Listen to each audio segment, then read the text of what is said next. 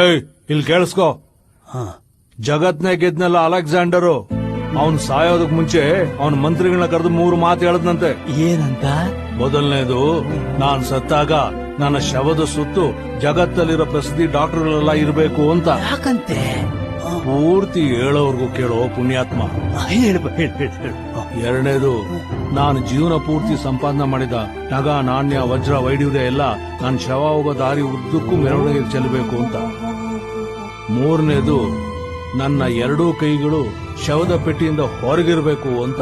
ಅಂದ್ರೆ ಜಗತ್ತನ್ನೇ ಗೆದ್ದ ರಾಜ ನಾನು, ನನ್ನನ್ನು ಉಳಿಸ್ಕೊಳ್ಳೋದಕ್ಕೆ ಜಗತ್ ಪ್ರಸಿದ್ಧ ಡಾಕ್ಟರ್ಗಳು ಯಾರ ಕೈಯಿಂದನೂ ಆಗಿಲ್ಲ ಅಂದ್ಮೇಲೆ ಭೂಮಿ ಮೇಲೆ ಇದ್ದವನಿಗೆ ಸಾವು ಖಚಿತ. ಎರಡನೇದು, ನಾನ್ ಜೀವನದಲ್ಲಿ ಸಂಪಾದನೆ ಮಾಡಿದ ನಗ, ನಾಣ್ಯ, ವೈಡೂರ್ಯ, ಸಂಪತ್ತೆಲ್ಲ ಯಾವುದು ನನ್ನ ಉಳಿಸಕ್ಕಾಗಿಲ್ಲ ಅಂತ ದಾರಿ ಉದ್ದಕ್ಕೂ ಚೆಲ್ಕೊಂಡೋಗಿದ್ದು. ಮೂರನೇದು, ನಾನು ಇಷ್ಟೆಲ್ಲಾ ಸಂಪಾದನೆ ಮಾಡಿದ್ರು ನಾನು ಹೋಗ್ಬೇಕಾದ್ರೆ 1 ಇಂಚಷ್ಟು ಪುಟ್ಕೋಸಿ ಬಟ್ಟೆನ ತಗೊಂಡು ಹೋಗಕ್ಕಾಗ್ತಿಲ್ಲ ಅಂತ 2 ಕೈನೂ ಆಚಿಟ್ಟಿದ್ರು. ಇಷ್ಟೆಲ್ಲ ಹೇಳಿದ್ಮೇಲೂ ಅರ್ಥ ಆಗದೆ ಇನ್ನೂ ಚೌಕಾಸಿ ಮಾಡ್ದೆ ಅಂದ್ರೆ ನೀನ್ ಅದ್ಯಾವ ಚಪ್ಲಿಯರ್ ಹೊಡಿಬೇಕೋ ನೀನೇ ಡಿಸೈಡ್ ಮಾಡ್ಕೊ. ಸರಿಯಪ್ಪ. Download ShareChat.